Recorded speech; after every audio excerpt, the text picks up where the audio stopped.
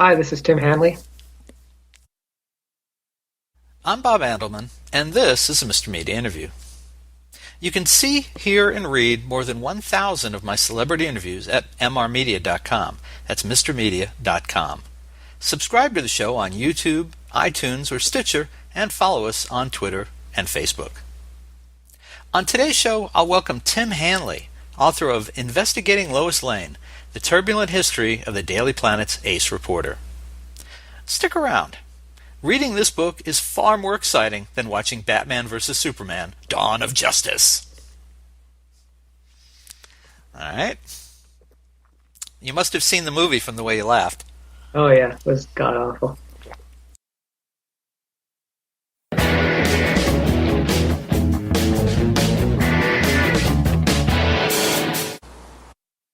Lois Lane has enjoyed a remarkable run, considering she's been around for more than 75 years in the pages of Superman comic books.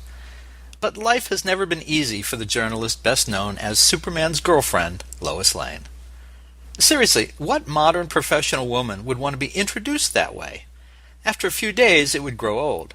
But as months turned into years and then decades, pushing into a century now, even the most liberated woman with the greatest sense of humor is bound to find it less than funny or ironic. What's worse, however, is that in her 21st century DC Comics incarnation, thanks to the publisher's relentless rewriting of history, poor old Lois Lane barely exists in print, having been replaced in Superman's affections for the most part by Wonder Woman. He doesn't even know that he and Lois were once married. How's a gal with ink in her veins supposed to compete with an Amazon with a magic lasso and an invisible airplane anyway? In Tim Hanley's fascinating history, Investigating Lois Lane, The Turbulent History of the Daily Planet's Ace Reporter, the author brings together decades of multimedia treatments of the durable reporter, mostly at the hands of male writers, artists, and editors who may have been a little more than disinterested. And he tries to make sense of the way she's been battered and beaten, loved and lost since her June 1938 debut in the pages of Action Comics #1. Tim Hanley, welcome to Mr. Media. Thanks so much for having me. Thanks for paying attention to our poor Lois. So I got to the end of your book, and I don't want to give away the ending. I mean, it's a very big surprise. No, just kidding. It's not a novel. But I was surprised to feel pity for this fictional character. I mean, poor Lois. She's like the Rodney Dangerfield of comic book girlfriends, right? Yeah, she's had an up and down go of it, to say the least. It's been quite a journey for Lois across various types of media as well, from comics to radio, television, movies. You think, as you're reading this, that, because she starts off in a certain place, and you think as you're reading it that, and I've been reading these comics all my life, and I'm thinking, well, the situation gets better, in the blah blah blah. In the 70s, there's that great comic, and you have the picture to back it up. I love it, where she goes into a machine that turns her into a black woman for like a, I mean, but the reality is, she was never really in much better shape except for small periods of time, right? Yeah, it's brief windows where she gets to be kind of the star of the show for a little bit. She's perpetually in Superman's shadow, and that means she's stuck in a love interest role for most of the time. Not that there's anything bad with a love interest role, but the way it's played over the years often doesn't reflect well on Lois. Yeah, because she's, she thinks of herself and presents herself as this ace reporter, as you call her in the subtitle of the book, but in her actual presentation, for the most part, she's just, she's eye candy. She's a means to an end. Yeah, the ace reporter becomes a background kind of thing through a lot of her history.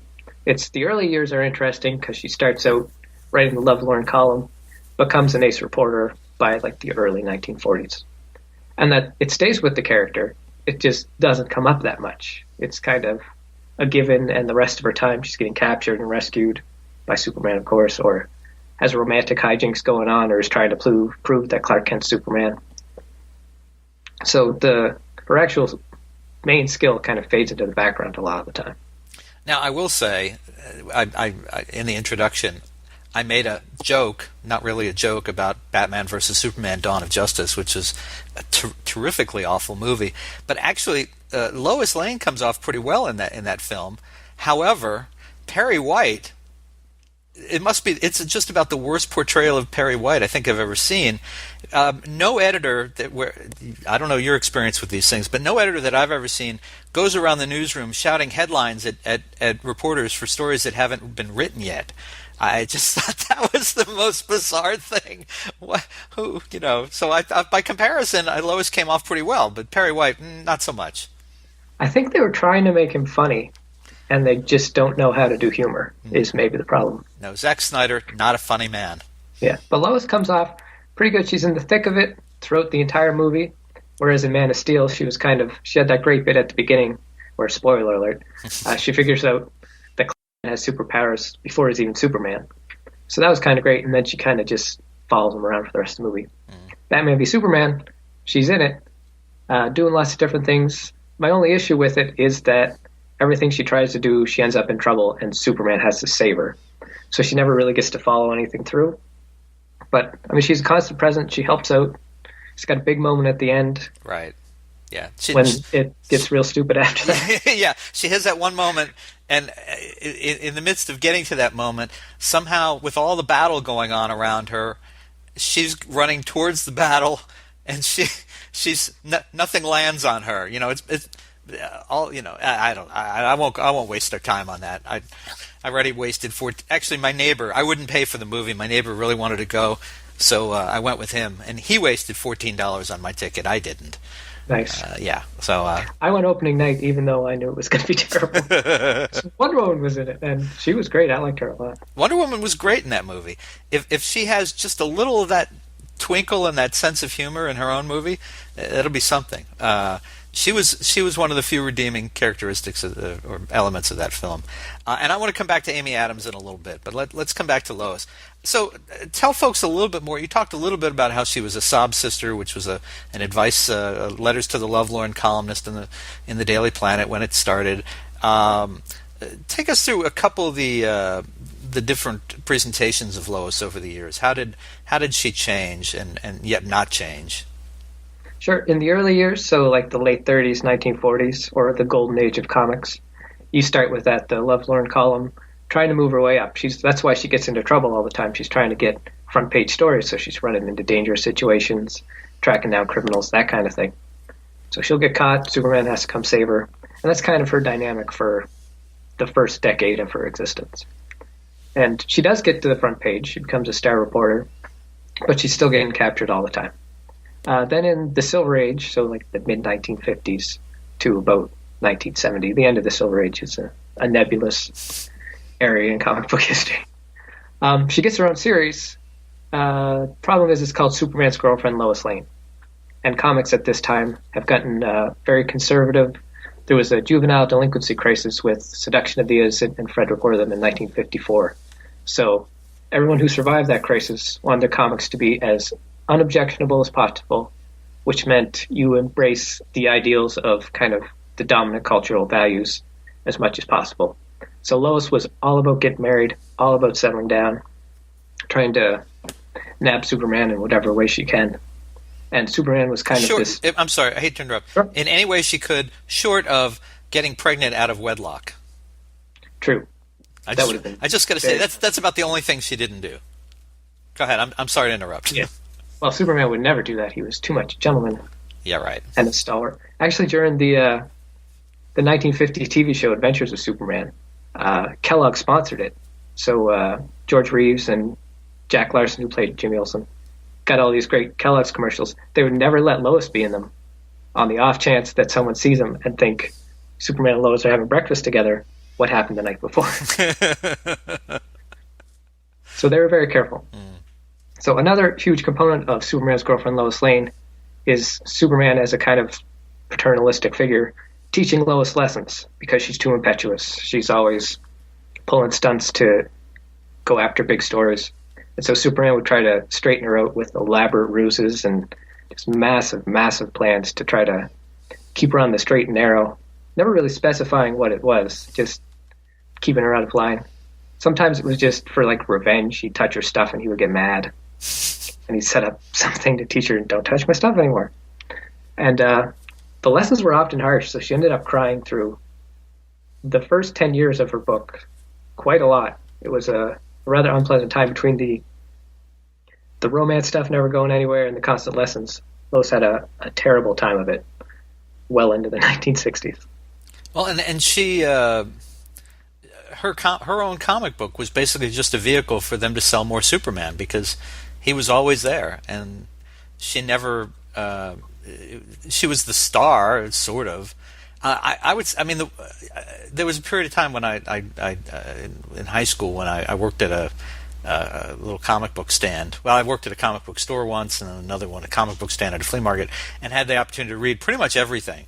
And so I remember that the late '60s, early '70s Lois, I actually enjoyed, mostly because the covers were always very provocative. The stories never held up to what the covers promised. I mentioned the one where she, she does a machine because she wants to find out what it would be like to be a black woman. There's that. A lot of stuff like that. That whole era was like that for DC Comics. They're up against Marvel. You have a whole section about this in the book. They're up against Marvel. They're trying to find a way to be relevant. They never quite make it. They still haven't quite made it. So that era ends in 1974? Yeah, the book is canceled in 1974. Lois had gone, she had a brief feminist revolution.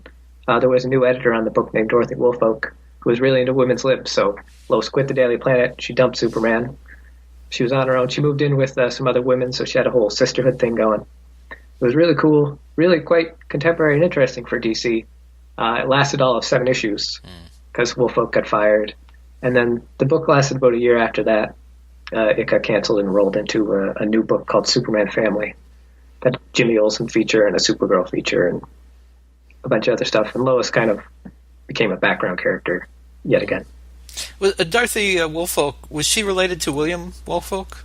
Yeah, that was her husband. Oh, okay. Yeah, he was one of the writers on The Spirit when Will Eisner was in the war, I think, in the 40s, and he was around comics his whole life. Yeah, he wrote a lot of Superman stories. I figured there was a relation. I was thinking more daughter at that point than anything but spouse. Wow. Yeah. She was also before she was married, she was Dorothy Rubicek, who was the assistant editor on Wonder Woman early in the 40s. Oh, I did not know that. Huh. And then, I mentioned this in the introduction. Do you feel like Lois was a victim of almost always being written by men over the years? They'd bring their own issues with women, their wives, and their daughters, and they're not really thinking in terms of how would a woman think, or how would a woman want to be treated. Yeah, she's been written by men who don't seem to put a lot of thought into her. Like, the focus seems to be, not to generalize, of course, there's some men that have written Lois well, but when usually Superman is at the forefront at the expense of everyone else. So for Lois, that means shelved to the background again.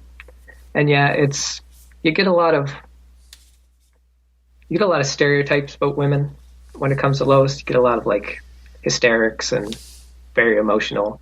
Like, Superman's the calm level one throughout whatever emotional relationship up and downs they have. Mm-hmm. Whereas Lois is the one that's always kind of has to fly off the handle, kind of instigate the drama for their relationship.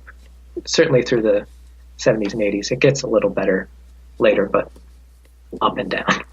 More recent years, have we seen more women write Lois stories? Or, she's the last couple of years, she's been almost invisible in the DC universe. But, and I guess the other question is, where there have been women like Kelly Sue DeConnick, for example, have women done any better at establishing Lois and being able to sell copies, which is what it all comes down to? All DC cares about is, are we selling copies? Have they had any success? In the early 90s, Louise Simonson wrote Superman Man of Steel, one of the 4 ongoing Superman series, and her Lois was great. And Superman books at that time kind of worked as a team thing. All the writers would work together, and one issue of one series would go into the next. So every week you got a Superman story that connected to the week before.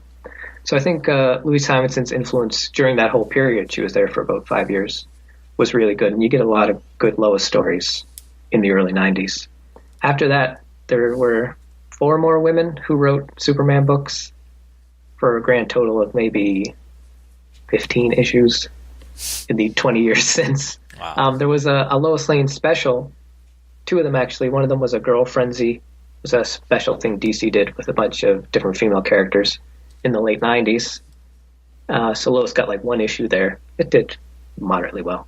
Didn't turn into anything series-wise. And then a couple years ago, after the DC relaunch, it kind of undid the Superman-Lois marriage and all of that. DC did another one-shot written by a woman, Marguerite Bennett, with art by some women as well. I think Emanuela Lupacchino and Megan Hetrick were in it. And it's a good book. I think it might have been like a test for a series, but they did it oversized, so it was like a 48-page book. They made it $5. And it didn't sell that well, and nothing came of it. Lois has been in the background ever since. She's come to the fore a bit in a recent story where Superman's identity gets revealed. She's the one that does it to save him because he's being blackmailed. But she's kind of an antagonist throughout the story. Superman's really mad about that, so where she has been recently has not been great. And there have been times over the years where the comics and the movies or the TV show, like Lois and Clark, they've tried to tie them in, but there's no effort to do that at the moment. I mean, they're just existing and completely apart. The effort seems to be to tie them in visually. DC's doing kind of a relaunch in June coming up. Shocking. DC is doing a relaunch of its titles? They've never done that before. But the plan seems to be to match the characters' look from the movies, but not the stories, not the kind of characterization. So it's like a smidge of synergy. 90s, like with Lois and Clark. Lois and Clark is the reason Superman died. The reason there was Doomsday. The plan for that year for the Superbooks was to marry Lois and Clark. Mm-hmm. But then the TV show came about. They wanted to have the will they, won't they for a couple of years first. So they shuttled that plan in the comics. They got rid of that. Didn't know what to do. They decided, well, let's just kill Superman. And so they got married later at the same time they got married on the TV show. The first, pretty much the first entry of Doomsday, right? Yeah. Yep. Which sadly they brought him back in the movie, which was a complete waste. He didn't even look cool. No, he didn't. He just, it's just stupid. Of course, you're talking to someone who thought that Tom Hardy as Bane was ridiculous as well. I mean, Bane with a British accent. What was the point of that? I just don't. It was absolutely ridiculous, but it was so. Oh, okay. It was so over the top. You have to. I enjoyed it. Okay. Well, I don't want to take anything away from your enjoyment of it, but I thought Bane and Doomsday were, from the same. It's a poor reflection of the original characters. Exactly. That's exactly it. I guess the real question is: do young women even care about Lois Lane? I mean, a 20-year-old woman today, does she even know who Lois Lane is? Does she care? If she does, it's because she watched Smallville. That's about the only avenue. Lois hasn't been in a bunch of things. Smallville's the only real constant presence for Lois in the past 15 years or so. I mean, there's the new movies, but they're not good. There's Superman Returns, which is also not good. I was actually talking to someone the other day, and I figured if you're like a kid right now, if you're 7, 8 years old and you're into superheroes, you're going to have no idea who Lois Lane is. Because there's no Superman cartoon. The comics are not for kids. Mm-hmm. The movies are not for kids. So there's really no space for a young kid to see Lois anymore. Well, and you mentioned Superman Returns, which was the Brandon Routh version, right? And in that, Lois does not do well, and that she's apparently been hiding that Clark Kent, Superman, had a son that he didn't know about. I mean, what a shrew. Yeah, she comes off really bad in that movie because the big dramatic thing at the beginning is that she's written this article, "The World Doesn't Need Superman." Right. And you think, well, that's Lois taking a stand. That's kind of cool. You find out, no, she's just upset that he left. Yeah. And when he's back and when they're friendly again, it's like, oh, the world does need Superman. I was wrong. So it's all just a romantic hijinks again, weird stuff with that kid. She does save him when he gets stabbed with the kryptonite shard, but by that point in the movie, you're checked out. Yeah. I give Brandon Routh a lot of credit in that we find him perfectly charming as the Atom in the DC Legion. What the hell is it called? Legion of Tomorrow? Legends of Tomorrow. I can never get it right. Anyway, so Tim, you've obviously read a lot of Lois Lane comics in the name of research. and watched a lot of cartoons and the old movie serials, the TV shows, and the modern movies in which Lois has been featured. What is the best of the Lois genre? I mean, what if you wanted someone to see Lois at her best, whether it's comics or whatever it is, what would you recommend? My personal favorite is Phyllis Coates in the first season of The Adventures of Superman. It's the old black and white show from 1952. The show gets kind of softer and goofier as it goes on. Phyllis Coates gets replaced by Noelle Neal, who is a more kinder, gentle Lois. But the first season is dark, like weirdly dark for a Superman show. It's all like true crime, gangsters, and murderers.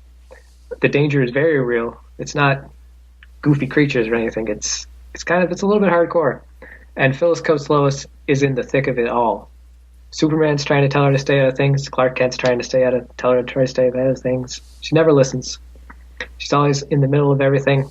When bad guys come up and there's going to be a fight, she's in there throwing punches. A kind of a testament to Phyllis Coates' physicality and dedication to Lois is there was a scene one day they were shooting. She was kind of mixing it up with a goon and they were getting close. And she got in so close that the guy accidentally clipped her. No. So that's how dedicated she was to the fight scenes and having Lois in the thick of everything in the show. So she's great, and she's funny and sharp and cold in the way that Lois can be cold, and that she's so focused on getting the story that she does not care what anyone else says or thinks. It's just this great directness. I love her. I think she's a fantastic Lois. And what's the worst? I know so much to choose from. So it's a long list. Superman Returns might be the worst. The current DC movies are the worst movies that Lois is in, but Superman Returns for Lois is a really bad depiction. Because, I mean, there are rough depictions like the 50s comic depiction when it's all romance stuff, but it's interesting at least, like as a kind of a time capsule of that period. It's fascinating in that way, even though Lois doesn't come off well. Superman Returns, there's just nothing redeeming about it, I don't think. Oh, no, I think she's detestable in that movie.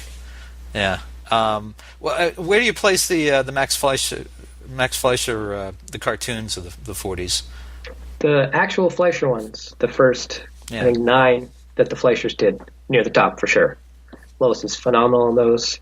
I think every one of them except one ends with a front page story by Lois Lane, except for one that starts with a front page story by Lois Lane. And she's chasing down monsters. She's on a train with a Tommy gun shooting at the guys trying to rob a freight train. She's great. And then the Fleischers get taken over. Famous Studios do the next 8, and Lois kind of fades out. She's not as good. But the early Fleischer ones are amazing. That's what I thought too. Yeah, if anybody's watching this and you've not seen them, look for them on YouTube maybe. They're all on YouTube. Fantastic animation. And is Phyllis Coates the voice of Lois on those? No, it's Joan Alexander who did Lois in the Superman radio show. Okay. And a couple Superman cartoons in the 60s. Yeah, and you describe, I think, that those were rotoscopes, so they actually used the actors from the radio show. I'm not sure if the actors from the serial. acted it out. Not from the serial. The serial was later in Noel Neal. But I think for the rotoscope, I don't know if Joan Alexander acted Lois out, but someone acted Lois out, and they would film it, and then they would kind of draw over that to get a lifelike. Okay, that's what I was getting at. Yeah, that was fascinating bit of detail. I enjoyed that.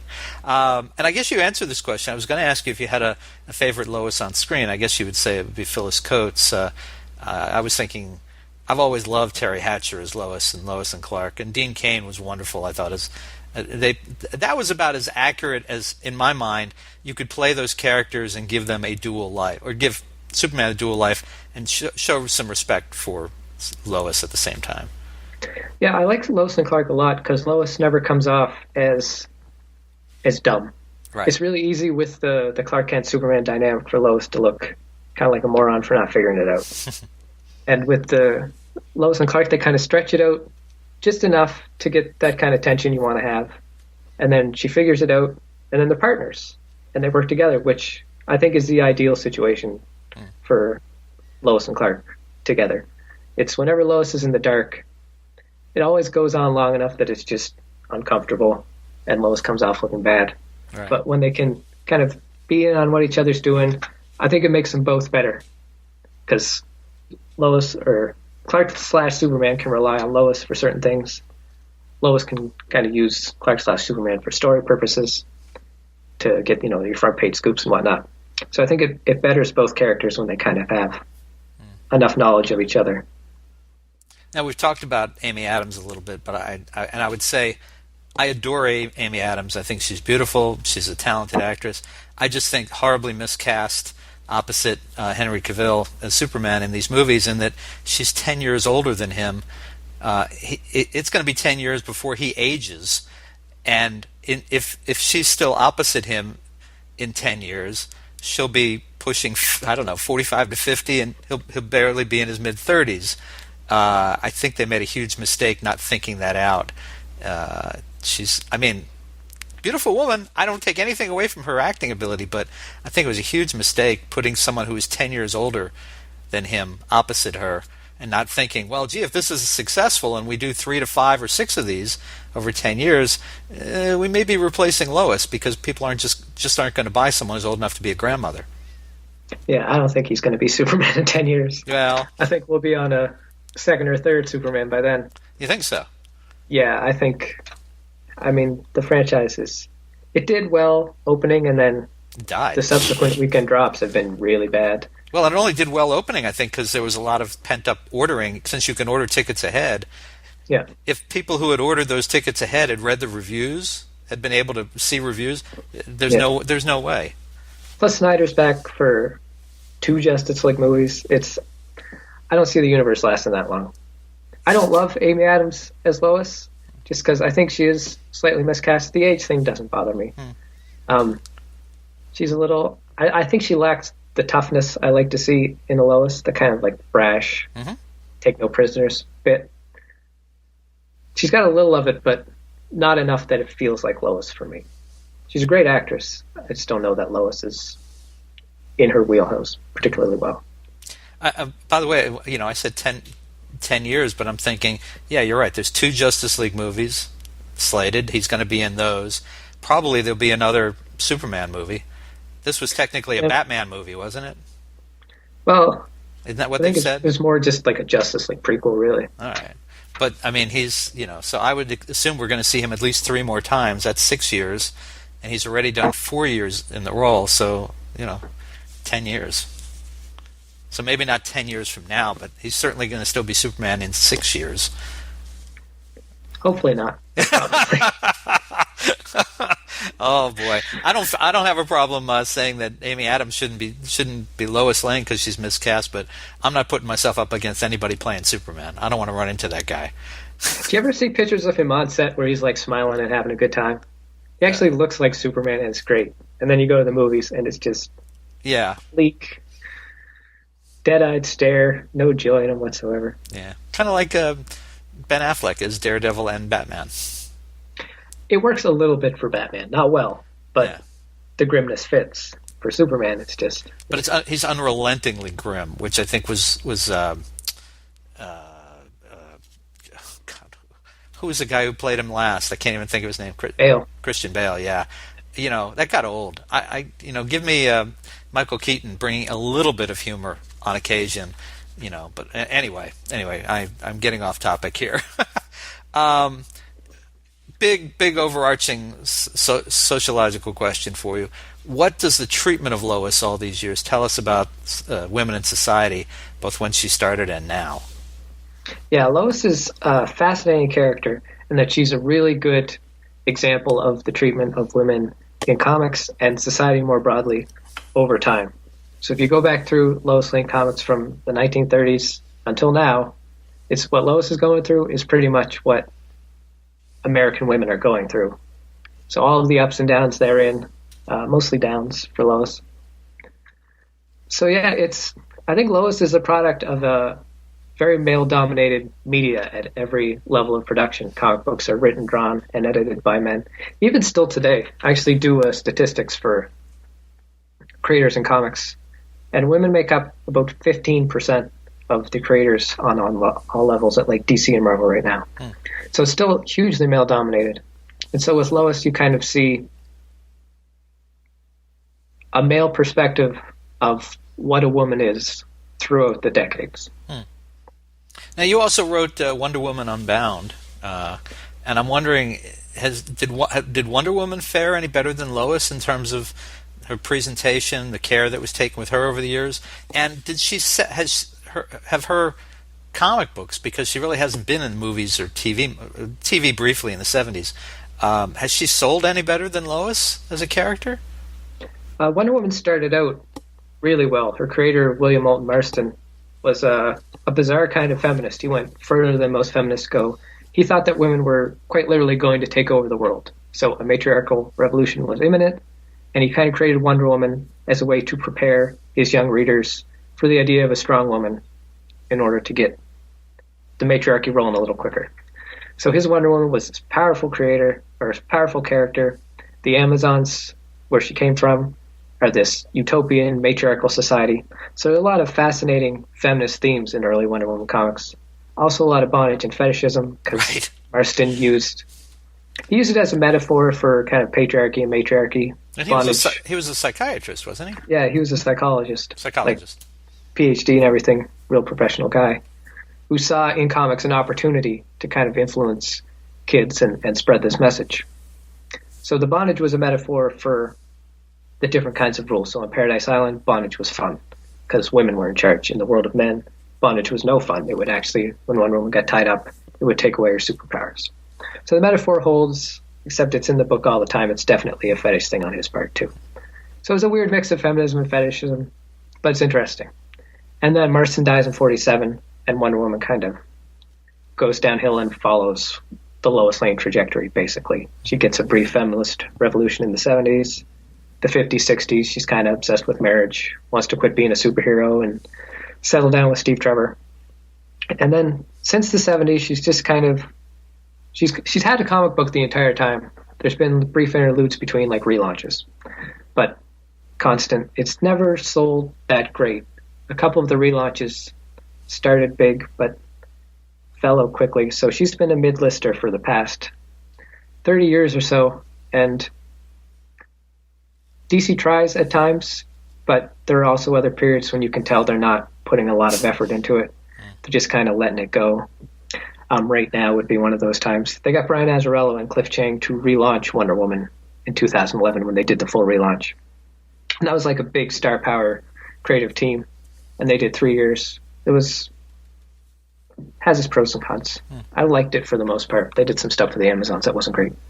But since then, Meredith and David Finch have been doing the book, and it's been not good, and they've just let them go for a year and a half. But now with the new relaunch, it's going to be Greg Rucka, who wrote a great Wonder Woman about a decade ago. So she's kind of poised to come back a little bit now. We'll see how that goes. Well, I got to ask you one more thing before I let you go. I was just thinking, have you watched the first season of the Supergirl series on CBS? I have. What do you think? I love it. Yeah. I think it's really good. I love that it's just as a counter to kind of the rest of the DC cinematic thing, like how Superman's so dark in the movies. And then you get this Supergirl who's so earnest and kind and smiley. It's like, yeah, that's what a super show should be, or a super movie. That's the core of what these characters really are. And yeah, I think it's great. Cat Grant is somehow great, which is amazing. Right, yeah, exactly. I agree completely. I think CBS would be wise if they worked over the summer to get it in front of more young women, because they're probably skeptical of it. But it's a wonderful show. My wife was skeptical to sit down and watch it with me, and I was a little, okay, we'll see. But it's sort of like the Flash. It has light and it has dark. It works in textures, and the characters are very well done. And of course, it's got the Martian Manhunter. So I'm just like, you know, I think that Martian Manhunter reveal was so much fun. That was great. I did not see it coming. And I'm like, oh, what?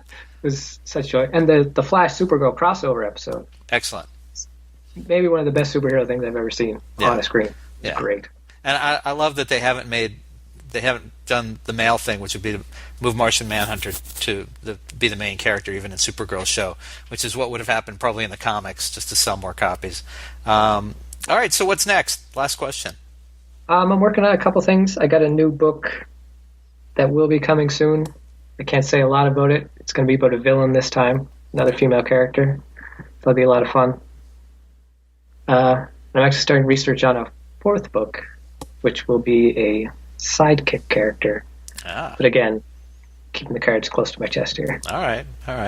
Well, folks, listen, you can find Tim Hanley's female comic book studies, Investigating Lois Lane and Wonder Woman Unbound, in great bookstores everywhere, or you can order them right now at a great price at MrMedia.com.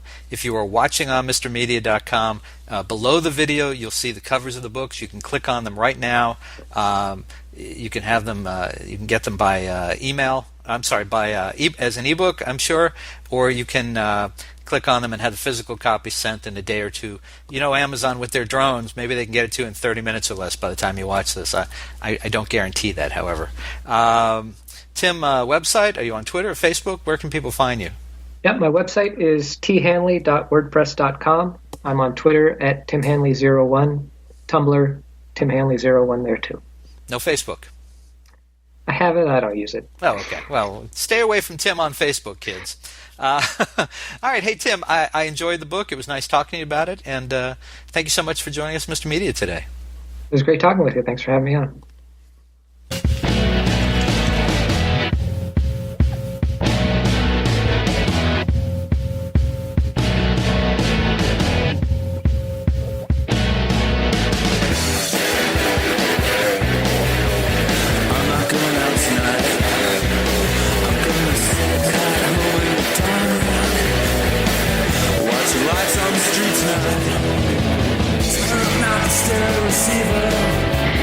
Turn your back on the deceiver. It's a bad idea to believe her. A bad idea to believe her. Turn up the stereo receiver. Turn up the stereo receiver. Mr. Media is recorded live before a studio audience full of young women who changed their initials to LL in the hopes of catching Henry Cavill's eye in the new media capital of the world, St. Petersburg, Florida.